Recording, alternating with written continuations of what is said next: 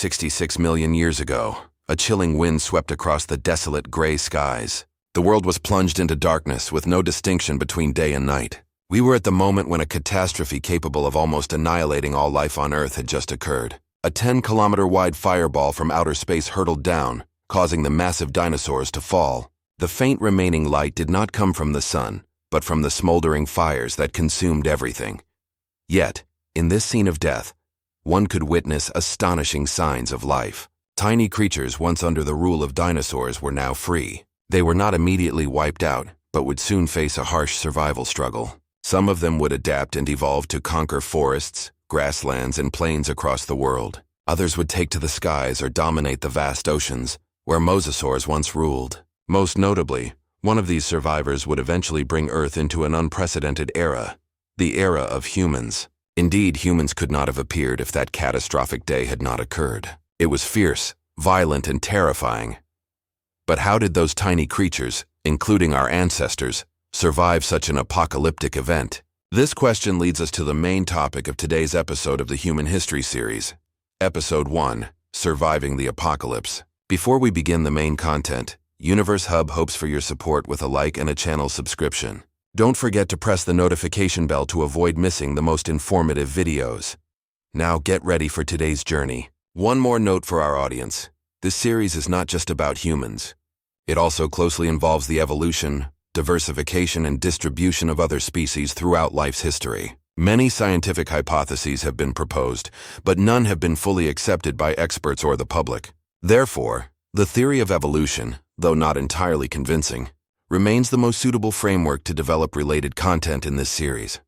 Take a moment to think. How far back could you trace your ancestors? You might easily find information about your grandparents through family stories or genealogical records, but you certainly cannot directly know about ancestors from many generations ago, especially during the height of feudal societies. What about even older ancestors? Research indicates that our distant ancestors, living over 30,000 years ago, shared the planet with other species. In fact, between us and them, there were countless hybrid individuals long before. Millions of years ago, our ancestors were furry, quadrupedal creatures, always alert to predators.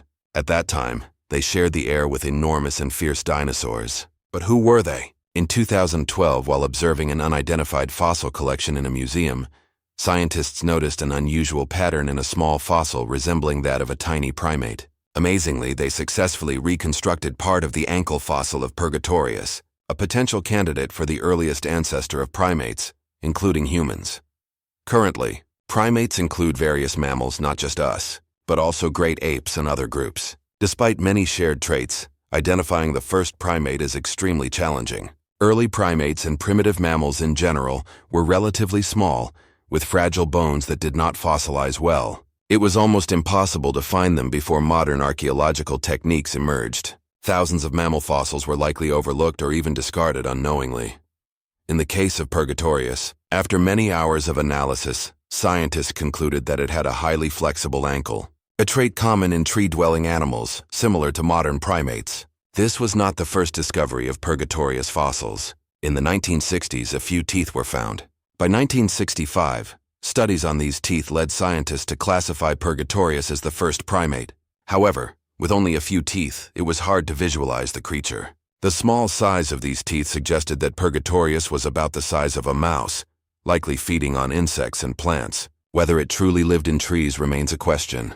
Purgatorius predates any other known primate. Its exact age was unclear until 2021, when research indicated that it lived between 10,000 and 140,000 years after the dinosaur extinction.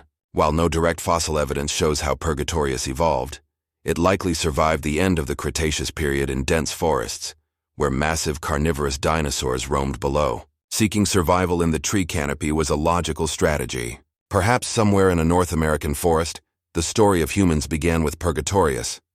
Of course, for this beginning to occur, something had to end. A Purgatorius specimen was moving along a high branch, unaware that it was being observed by a predator waiting for the right moment to strike. Unlike most other animals, Purgatorius could easily locate its prey despite camouflage, thanks to its exceptional eyesight. At that moment, a herd of long-necked dinosaurs passed through the forest, their massive bodies flattening part of the vegetation. They continued their aimless journey, searching for sufficient food. The heavy steps of the dinosaurs shook the ground, but Purgatorius was unafraid. It knew the dinosaurs would not harm it as long as it avoided their path. After securing a nutritious meal, Purgatorius rested and gazed at the sky. Then the moment arrived. A dazzling light grew larger and larger, falling from the sky. It was beautiful, and the dinosaurs below did not notice the approaching danger until it was too late. A 12-kilometer-wide asteroid penetrated the atmosphere, burning like a second sun. Soon, upon impact, everything would turn to dust. The result was the dinosaur extinction, marking the end of the Cretaceous and the dawn of a new era. The Cretaceous witnessed an incredible explosion of life, fueled by warm temperatures, abundant oxygen, and favorable climates. Prehistoric creatures were also exceptionally large compared to today. A 2021 study published in Cretaceous Times suggested that long-necked dinosaurs were among the largest animals ever on Earth, reaching up to 37.1 meters tall. Why were they so large? The first hypothesis points to environmental factors, such as higher oxygen levels, which could have contributed to their immense size. Before the Cretaceous, oxygen concentration increased from 15% to 19%, still lower than today's 21%. During this period, early dinosaurs in North America evolved to reach larger sizes, allowing them to access oxygen-rich areas and avoid CO2-dense lowlands. The second hypothesis involves feeding efficiency. Inspired by giraffes, scientists believe that the long necks of titanosaur dinosaurs gave them a significant advantage over other large herbivores, allowing them to reach food more effectively. Specifically, they could oversee much larger feeding areas and comfortably access food sources that other dinosaurs could not reach. In addition, they possessed a digestive system capable of processing enormous amounts of food in a short time. Scientists believe that titanosaurs needed to eat so much that they could not afford to be picky, and their huge intestines could digest even the toughest plant material. They needed to spend 22 hours a day consuming 129 kilograms of vegetation. Large body size was an advantage, making it easier for dinosaurs and other prehistoric creatures to survive in ancient times. However, before that fateful moment, it was also a fatal weakness. After the Cretaceous extinction event, no land animal weighing more than 25 kilograms survived and thrived to the present day. The mass extinction wiped out over 75% of life on Earth at that time. Earth's geological history has witnessed countless catastrophic collisions, and their traces remain indelible to this day.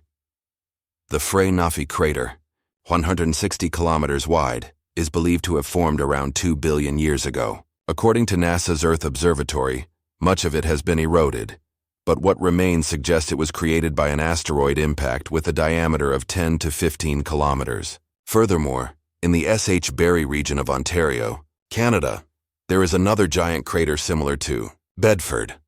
A 2014 study in Terra Nova suggested that this may not have been caused by an asteroid, but by a giant comet or a mixture of asteroid, fragments and ice. A space object nearly 10 kilometers in diameter collided with Earth around 1.8 billion years ago.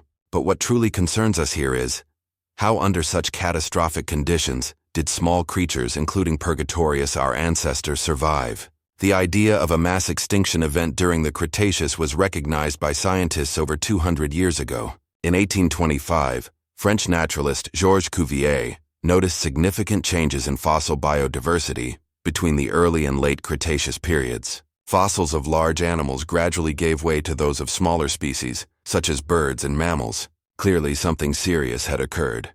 However, no evidence supported these speculations, and all explanations were initially rejected. The debate continued until a crucial discovery, which shaped the history of the planet, was made by two geologists in Mexico in the late 1970s. Glenn Penfield and Antonio Camargo were conducting aerial surveys for petroleum exploration, searching for viable drilling sites. There they discovered a massive buried crater beneath the waters of the Gulf of Mexico. They shared the finding with Petróleos Mexicanos, but the oil company forbade them from releasing the data. The existence of the crater remained secret. A few years later, another group of scientists reported unusually high concentrations of iridium in rocks from the late Cretaceous. They named it the KPG boundary. Led by the father and son team Luis and Walter Alvarez, who had conducted surveys in multiple locations, including Italy, Denmark, and New Zealand, they consistently found abnormal results. 66 million years ago, Earth experienced a sudden anomaly, an unusually high level of the rare element iridium. Iridium is very hard but brittle, similar to platinum, and normally extremely scarce in Earth's crust, especially on the surface. The richest sources are known to be extraterrestrial meteorites. This led to the hypothesis that the anomalously high iridium levels at the KPG boundary originated from space. Scientists were excited. In 1980, they published a report suggesting that a major asteroid impact could have caused this phenomenon. This became known as the Alvarez hypothesis. Penfield even wrote to Walter Alvarez after reading the study, but received no reply. It was not until the 1990s that more precise rock analyses confirmed the hypothesis and identified the impact site. The crater discovered by Penfield was named Chicxulub, after a nearby town. However, Earth has a diameter of over 12,000 kilometers, and a small asteroid could not alone kill nearly all life, including organisms on the opposite side of the planet. Clearly, there was more at play. Chicxulub, about 180 kilometers in diameter, allowed scientists to estimate the energy, mass, and size of the object that struck Earth. The asteroid traveled at 40 times the speed of sound, producing an explosion equivalent to 100,000 billion tons of TNT, releasing energy roughly 7 billion times that of a single atomic bomb. It generated massive shockwaves and violent tsunamis that struck the Mexican coast, followed by a magnitude 10 earthquake and a rain of debris. While the initial impact caused severe local damage, the subsequent consequences were the true killers. A vast amount of dust and rock was ejected into the atmosphere, condensing into enormous black clouds that spread rapidly and covered Earth's surface. Gravity caused the dust to fall as massive rain, and friction with the atmosphere heated it to extreme temperatures. This intense heat ignited forests, turning Earth into a gigantic oven. Large animals were the worst victims, suffering scorching winds, crushing waves, and violent earthquakes. Moreover, the thermal storm wiped out food sources, caused acid rain, and contaminated drinking water. After the storm, the land was shrouded in thick dust layers that blocked sunlight, preventing photosynthesis and destroying many plants. Yet, our ancestors survived. But how? 600 years earlier, the last Haast's eagle had breathed its last and gone extinct. Its prey, the giant flightless moa, had already disappeared. The eagle did not survive due to competition or climate change, but because its food source vanished. Since the end of the Cretaceous, mammals gradually dominated the Earth. However, in New Zealand, this process had not occurred. Before the arrival of terrestrial mammals, the only mammals on New Zealand's islands were a few small species. Naturally, the Haast's eagle became the top predator, sitting at the top of the food chain. The arrival of another mammal species changed everything. Humans settled on New Zealand's islands around the 14th century, bringing sophisticated weapons and highly effective group hunting tactics. The Haast's eagle had no chance. Within 200 years, humans hunted most large flightless birds, which were the eagle's main food source. From the story of the Haast's eagle, we can see a similar pattern on a global scale. Dependence on a single food source is extremely dangerous. The Haast's eagle did not merely hunt. It had a complex ecological relationship with its prey. Its size evolved in tandem with the moa. Without moa, the eagle could not survive. While large predators hunting a single prey species could succeed for a time, animals capable of exploiting multiple food sources had greater longevity. This was especially evident during the Cretaceous extinction event.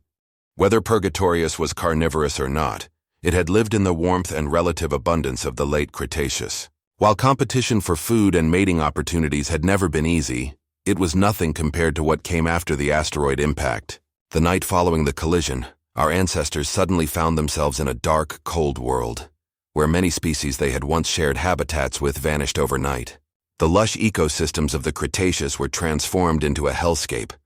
By exploiting every available resource, not just food, our ancestors adapted in remarkable ways. Any animal that survived the Cretaceous extinction event demonstrated the ability to practice extremely intelligent survival strategies such as burrowing, swimming, or building nests. Small size was an advantage, allowing animals to adjust behavior and access diverse food sources, including insects and other small creatures. Most importantly, new food sources were immediately available. This capability allowed Purgatorius and small animals in general to hide from the worst effects of the impact. Purgatorius lived in trees and was accustomed to eating insects, but there remained another challenge. After the impact, Much of the vegetation had been destroyed. There were no more towering trees or familiar dense tropical forests. How could our ancestors survive? Everything indicated that plant diversity would not quickly recover. Ecosystems took at least 5,000 years to stabilize.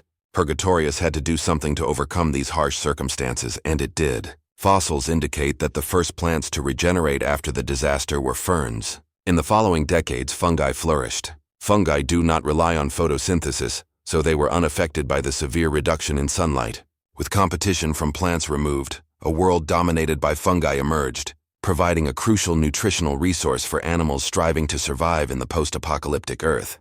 Finally, even though our ancestors adapted to a tree-dwelling lifestyle, they also needed behavioral flexibility to venture onto the ground when necessary. Purgatorius may have altered its behavior like modern squirrels, mostly arboreal, but occasionally descending to search for food. Moreover, our ancestors could escape forest fires during the first weeks after the impact by seeking refuge underground or in natural rock crevices. Having lived in trees for many years, they could also build impressive nests that provided warmth and safety when temperatures dropped.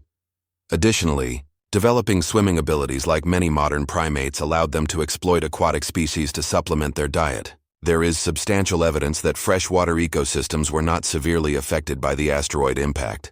Unlike marine or terrestrial systems, whatever survival strategies were employed, they succeeded. We are here today as a result. Although the KPG extinction was not the largest mass extinction in Earth's history, it was pivotal in rebalancing life on the planet. A hypothesis arises. If the asteroid had not struck, the age of giant reptiles would never have ended. Without the mass extinction at the end of the Cretaceous, could humans have evolved? Evolution is often thought of as a steady, unchanging process, but sometimes it bursts dramatically. In the few million years following the extinction, mammals evolved into far more diverse forms than during the preceding 160 million years. With the sudden disappearance of dinosaurs, mammals diversified in size and shape like never before, exploiting vacant ecological niches. A new wave of mammals emerged.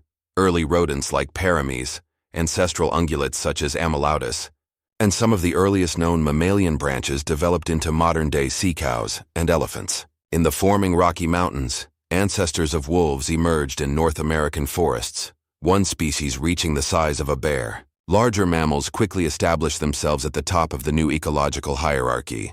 And what about us? 12 million years after the impact, the new branch of primates had developed strongly. Their descendants would dominate the world during the early Paleogene. 55 million years ago, the asteroid impact had almost wiped out life. Only remnants remained. Now hundreds of kilometers-wide craters in Mexico and tropical forests extending far beyond the equator marked the stage. Fossils of tropical plants were found as far north as Greenland and Alaska. The planet had become a perfect environment for primates, which spread across North America, Africa, Europe, and Asia, leaping among trees and sharing tropical paradises with other mammals. Primates of this period were generally small but highly successful, rapidly diversifying. It would take some time before Earth became home to larger primates like apes and monkeys. 34 million years ago, in the next epoch, mammals grew larger and more formidable, but faced the most severe challenge since their ancestors struggled to survive in the post-apocalyptic conditions of the ancient Paleogene. Sudden ice ages forced another struggle for survival. However, species that survived the apocalypse had developed rapid adaptation abilities. Between 34 and 23 million years ago, transitional periods replaced ancient climatic conditions with those similar to today. Notably, primates increasingly demonstrated superior intelligence. 17 million years ago, a group of curious primates sat on the ground, picking up fallen fruits and seeds. They were formerly arboreal, but now moved easily on all fours. Some individuals could reach the size of a female gorilla. Upon detecting approaching predators, one would sound an alarm, and others on the ground quickly returned to the trees. Compared to their ancestors, these primates were smarter and had larger brains relative to body size. Around this time, primates began evolving larger, more advanced brains, preparing the stage for our emergence. 10 million years later, the world witnessed the rise of early apes and primates such as Proconsul and Akimbo, emblematic of the era. During this time, several primate families evolved bodies and brains capable of solving complex ecological problems. Then, in just 7 million years, a completely distinct ape lineage appeared. In the blink of an eye in Earth's history, Their descendants would build cities, create art and language, establish complex belief systems, construct skyscrapers, develop supercomputers, and conquer the skies. All of this was only possible because of that fateful day, the end of the Cretaceous, when our tiny ancestors miraculously survived. The asteroid ended countless lives, but for humans, it was just the beginning. Destiny seemed preordained. The Golden Age changed hands the moment the dinosaurs fell. But to reach today, humanity had to endure countless challenges spanning tens of millions of years. Yet have you ever wondered whether we are now completely distinct? Have we truly become a superior species compared to other primates? As unbelievable as it may seem, I must say that humans still retain a part of their primate heritage. We will continue exploring this curious topic in the next episode of this series. For now, thank you for watching, and see you in upcoming videos. Wishing everyone a good day with family. The final war eventually broke out after a series of escalating tensions that continued over several weeks. Like many wars, it began with minor skirmishes, eventually lasting until the next year and becoming a large-scale massacre. But this was no ordinary war. It was not fought by humans but by chimpanzees, in fact by precise strategic action. In Gombe National Park, Tanzania, the community of kaka chimpanzees had lived peacefully for many years. However, in 1973, a few individuals split off to form a new community known as Kahama. They attempted to invade the kaka territory, but the raid failed, ending in bloodshed when kaka completely annihilated 6 Kahama leaders, protecting their territory intact. This event stunned scientists, showing that our close relatives also understood organized warfare in a complex society with a clear hierarchy. Observing the conflict revealed behaviors of cunning and deliberate violence aimed at achieving specific objectives. Chimpanzees were not acting purely on instinct. They were conscious of their own decisions. This calculated form of warfare demonstrated behavioral capacities beyond what humans had known about primates. Alongside this, many other discoveries about biological structure, evolution, and brain development over time raised a profound question. Do humans still carry a part of their primate heritage? Another important point. In the first episode, we agreed that this series develops based on the premise of evolution. The world is frozen in time. From the simplest single-celled organism to the most complex intelligent creature, life forms have been locked into evolving shapes since the dawn of creation. This idea may seem incredible, especially since we are taught from childhood that Earth is a dynamic planet where everything changes every second. Even with all our technological prowess, humans cannot escape this influence. Over the past million years, at least 7 human species have risen and fallen, with only Homo sapiens emerging as the ultimate victor. However, before the 19th century, most people believed they lived in an unchanging world where life was eternal and immutable. Everything changed when the revolution in understanding life on Earth occurred. In the tropics of Malaysia, one man immersed himself in research to answer a question the world had not yet asked. He developed a theory about species evolving over time under environmental pressures. He called this process natural selection. The great mind we are speaking of was not Charles Darwin, but Alfred Russel Wallace, an independent thinker who formulated the concept of human evolution alongside Darwin. Thanks to Wallace, we now know that humans have always been an integral part of the animal kingdom, from primitive origins to the present day. In Darwin's book The Descent of Man, 1871, he proposed a bold argument. Humans and many other primates not only evolved from a common ancestor, but also share numerous characteristics, physical, behavioral, and cognitive. But was this accurate? Most people in the 1870s had never seen a large primate other than humans. For travelers like Darwin, recognizing similarities was not difficult. Perhaps the most obvious similarity was the expression of emotions on the face. Indeed, using facial expressions to convey emotions may seem simple, but not all species can do it. Primates, including humans, are capable of using their faces to communicate how they feel. Observing a group of primates for a short period reveals the daily range of expressions they use: happiness, joy, anger, surprise, and pain. Facial movements reflect a high degree of adaptation to life in complex social groups where communication is key. Humans are not entirely novel in the animal world. They are a branch of primates, sharing many traits with them. Wallace and Darwin never fully answered all questions about this relationship. Despite many breakthroughs in knowledge of human origins, it was not until the 20th century, with official scientific recognition, that researchers began searching for the missing link, a species extinct somewhere between our ancestors and modern humans. Such a species was expected to be found in Afro-Eurasia, with a larger brain than monkeys, but retaining adaptations for arboreal life.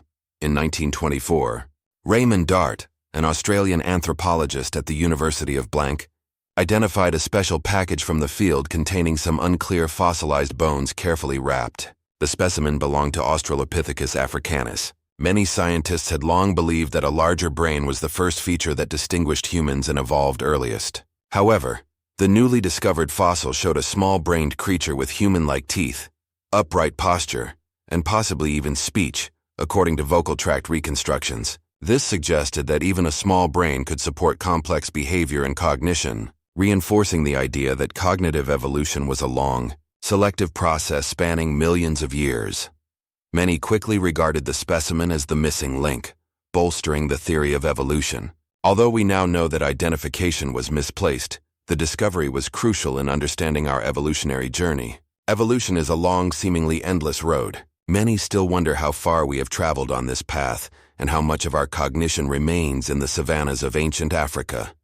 At the dawn of tropical forests, sunlight filtered through early canopies onto golden fur not yet awakened. Compared to most other primates, it is easy to see why the mariki is considered unique. This long-tailed, pot-bellied primate lives in peaceful harmony with very little violence. Even mates are shared within the community. In a world where food is scarce and most primates seek exclusive control over resources, the mariki's behavior is astonishing. An American anthropologist studied this unusual species starting in the 1980s and quickly realized that mariki society resembles human society in many ways. Here, females are equal to males and are considered important community members. Even older, infertile individuals show almost no signs of violence or competition for mates. In this sense, marikis are even more peaceful than humans. Their complex social life indicates high cognitive ability, yet their brains are not larger than those of other monkeys in the region. This further confirms that brain size is not the most important feature in evolution. You might be surprised at the anatomical and behavioral similarities between humans and other primates. The examples discussed strongly emphasize that we share a common ancestor, highlighting our deep evolutionary connections. However, our path and that of other primates have been completely different. They are not less evolved than we are. While we were evolving, they were also continuously evolving. Humans did not evolve from chimpanzees or gorillas. Scientists have calculated that the great apes of the world diverged from our common ancestor around 40 million years ago. These evolutionary cousins are gradually revealing to us the history of their behavior and true capabilities, which should not be underestimated. After tens of millions of years of development, we may not be as uniquely superior as we think, beyond having an unusually large brain relative to our body. However, one undeniable fact remains. The larger the brain relative to body size, the more likely a species is to be intelligent. Emphasizing more likely is important. This is not absolute. Size alone is not decisive. It is the complex internal structures that play the most crucial role. This truth posed a challenging question to researchers. How did the human brain develop into such a remarkable organ? What drove primates to evolve such large and complex brains compared to other animals? And to what extent are our current behaviors and thoughts influenced by this process? The earliest primates did not appear to have large brains. Many researchers compared them to extant lemurs, which belong to one of the oldest surviving primate lineages. These lemurs provide fascinating insights into early primate brain evolution. While lemur brains are smaller and simpler than those of larger primates, they still demonstrate superiority compared to their ancient ancestors. This indicates that change was continuous. While primate brains developed over time, only humans achieved extraordinary success. This difference may not stem solely from the brain itself, but as far back as 25 million years ago, it seems we were privileged, prepared for something greater. In the lush tropical forests long ago, representative primates of the monkey family lived in the trees, moving with ease like experts perfectly adapted to arboreal life. Some of the earliest known populations thrived in African tropical forests during the Miocene. Their brains were larger than any species before them, but that was not their most significant connection to us today. These species exhibited superior behavioral abilities compared to their ancestors and displayed traits remarkably similar to humans. These characteristics hinted at the beginning of an extraordinary evolutionary journey, set to unfold over millions of years. These early monkeys began to develop larger and more complex brains. Dependence on a primary food source, often fruit, likely served as an important driving factor. Fruits are typically dispersed, seasonal, and require animals to remember and travel to specific locations at precise times. As the brain developed further, climate change began altering the environment. The lush forests gradually gave way to vast savannas across Africa. Some species followed the shrinking forest into the interior and evolved into the modern monkeys we know today. Others chose a different path, adapting to life in both forests and open grasslands. Consider this skull.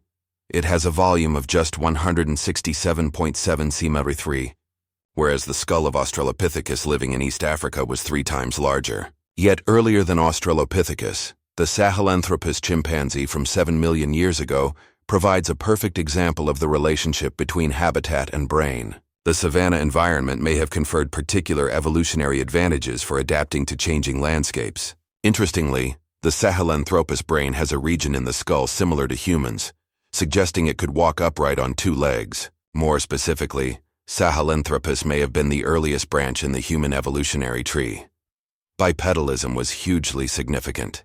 By walking on 2 legs, the forelimbs were freed, allowing fine manipulation of objects, laying the groundwork for tool use. Homo sapiens would later exploit this advantage to match the cognitive capacities of the brain. Combined with dexterous hands, this heralded the emergence of complex cognitive behaviors, including abstract thought, language, and problem-solving skills. Looking into the eyes of a chimpanzee like Sahelanthropus, we see a reflection of ourselves, the echo of a journey that began millions of years ago. Underestimating our evolutionary cousins is a serious mistake. The more we study them, the clearer it becomes that we are not as extraordinarily distinct as we often believe.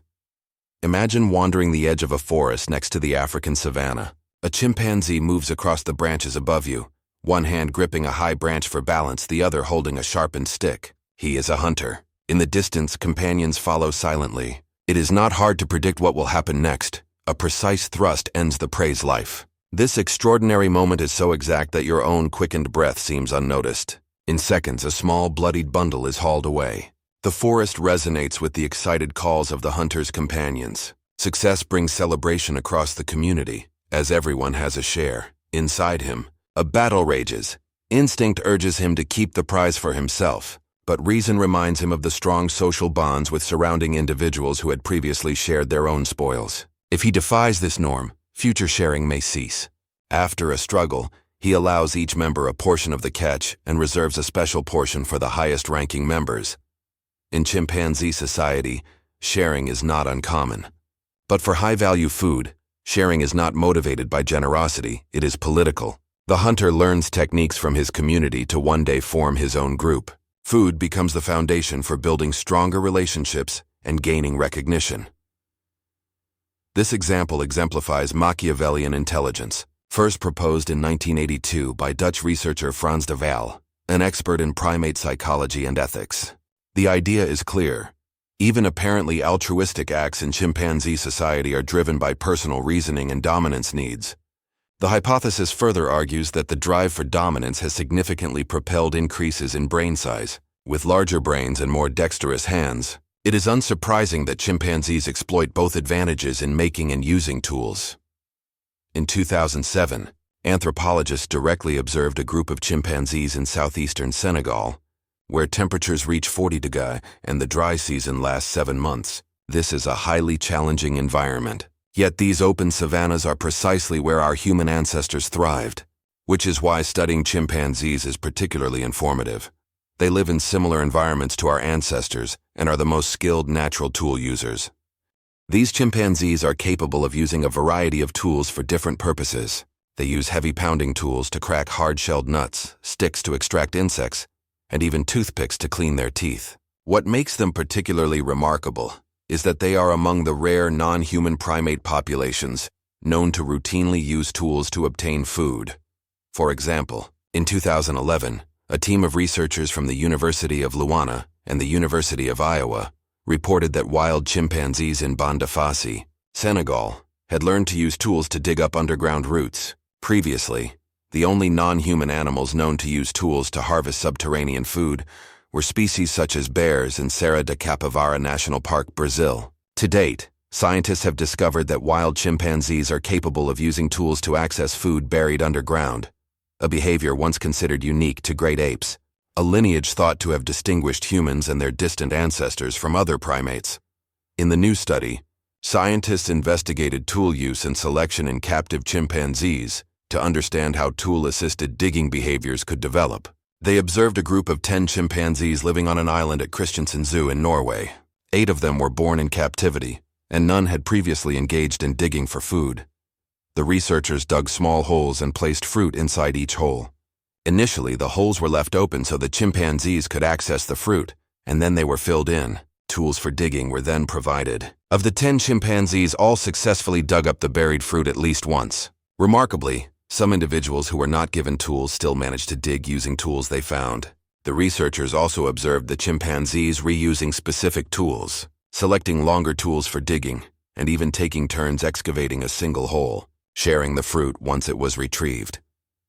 Thanks to scientific advances, we now know that chimpanzees and bonobos are our closest evolutionary relatives. It is therefore highly reasonable to assume that many behaviors present in humans can also be observed in chimpanzees and bonobos. Half a century of pioneering research has revealed aspects of chimpanzee behavior that were previously unknown. Long-term field studies since the 1960s have shown that these relatives are capable of far more than previously thought. In addition to tool manufacture and use, chimpanzees display complex social lives comparable to the most extroverted humans. They form long-lasting friendships, political alliances, and strong family bonds. It is common to see chimpanzees spending hours grooming each other, caring for weaker or less fortunate individuals. They also possess a sophisticated communication system, with a rich vocabulary of gestures and distinctive sounds, only recently fully decoded. Taken together, these findings paint a picture of chimpanzees as supreme tool users, capable of sharing resources with conspecifics and exhibiting strategic social behaviors. Does it still make sense to consider them far inferior to humans? Or, from another perspective, do we still carry elements of these close evolutionary relatives within ourselves? All the astonishing behaviors described above are only a small chapter in the chronicles of chimpanzee society since the beginning of field research. Moreover, scientists have discovered particularly remarkable events reflecting human-like traits within a fully non-human community. One such event was a prolonged war lasting 4 years between 2 chimpanzee communities. The Gombe Chimpanzee War, from 1974 to 1978, involved 2 communities, Kaku in the north and Kahama in the south of Gombe National Park. These 2 communities had previously lived together as a single group, but in 1974, researcher Jane Goodall observed a territorial split. Computer analyses and her detailed notes later revealed a social fracture between the 2 groups beginning in early 1971. Kahama, in the south, comprised 6 adult males, 3 females, and their offspring, while Kaku, in the north, had 12 adult females and their offspring, plus 8 adult males. The first conflict occurred on specific date, when 6 adult Kaku males attacked and killed Godi, a young male Kahama chimpanzee, while he was eating in a tree. This was the first observed instance of deliberate killing of conspecifics. Over the following 5 years, all 6 adult Kahama males were killed by Kaku. Among the Kahama females, 1 was killed, 2 went missing, and 3 were beaten or captured by Kaku males. Kaku then successfully took over Kahama territory, although this control did not last, as Kaku later faced a territorial war with another group, Kaland. Outnumbered and threatened by Kaland's strength, Kaku eventually relinquished portions of its newly acquired territory. The violence of the Gombe War was shocking, revealing the darker side of chimpanzee behavior. Observations in 1975 included a high-ranking female killing a newborn conspecific. The bloody conflicts of Gombe laid bare the ruthless and strategic nature of chimpanzee social behavior. Goodall documented her struggle to reconcile these findings with her understanding of primate society, noting in her memoir the haunting images of violent events that stayed with her for years. Some initially doubted her reports of natural conflict between chimpanzees, as human and animal behavior models rarely overlapped at that time. Some scientists accused her of anthropomorphizing the animals, while others suggested her presence in the experiments provoked the violence. However, later studies using minimally invasive methods confirmed that wild chimpanzee societies do indeed experience wars, power struggles, and strategic social behaviors. These findings help us better understand our own nature and the evolutionary pressures that shaped human cognition and behavior. Ultimately, humans are not exceptional in this regard. As Wallace and Darwin noted over a century ago, humans share a common ancestry with other primates. 7 million years ago, we diverged from our relatives, including gorillas, chimpanzees, and orangutans. Despite separate evolutionary paths, the brains of our ancestors retained many critical features: anatomical, intellectual, behavioral, cognitive, and even moral traits. It is not an exaggeration to say that humans still carry a wild component from our ancestors. This video provides a new perspective on our natural relatives and on ourselves. How long until humans fully separate from this ancestral wildness? In the next video, we will explore another extremely important issue in the history of human development. Don't forget to join us at our regular times. Thanks for watching, and I'll see you in the next video. Wishing you all a beautiful and peaceful day.